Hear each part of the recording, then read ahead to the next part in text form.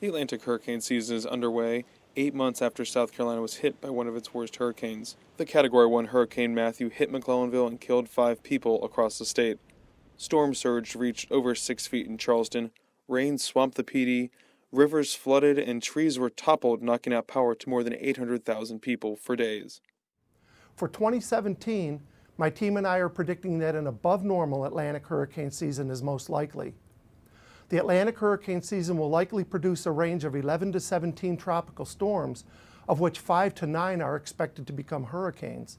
2 to 4 of those are expected to become major hurricanes of Category 3 or higher. Last year we saw 5 landfalling storms, 2 of which were hurricanes. One of those storms was Hurricane Matthew, which caused $10 billion in U.S. economic losses due to wind and water damage. Matthew also killed 34 people in the United States and another 551 in the Caribbean. South Carolinians have faced 2 major natural disasters in the past 2 years. First with a 1,000-year flood event in October 2015, and last October with Hurricane Matthew. Now, University of South Carolina officials have told me that despite these 2 past experiences, that every storm is different and that citizens need to heed the warnings, especially during this hurricane season. USC professor Susan Cutter researches disaster preparedness, response, and recovery. She said the state is more prepared now than ever due to recent disasters. You know, any hurricane is a dangerous storm. It doesn't matter the category. And you have to be prepared for it. The same thing is true of a tropical storm.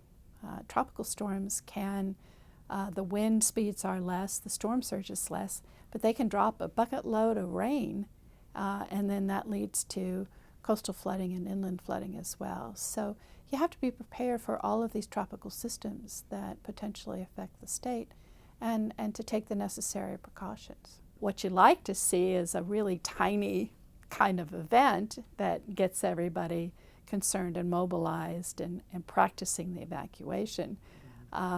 So we saw some damage with Hurricane Matthew, but it wasn't a catastrophic storm. And so we were able to get public attention.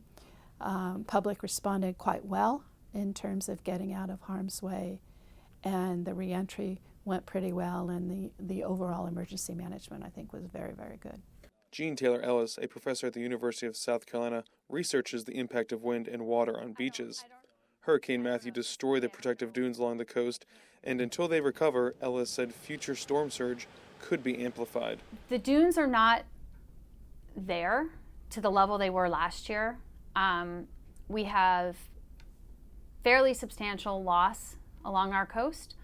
That puts us at more of a risk to hurricane damage. The great thing about dunes is that, just like the beach, they are going to recover with time. And along a lot of our coast, particularly in the last couple of months, the vegetation is starting to come back.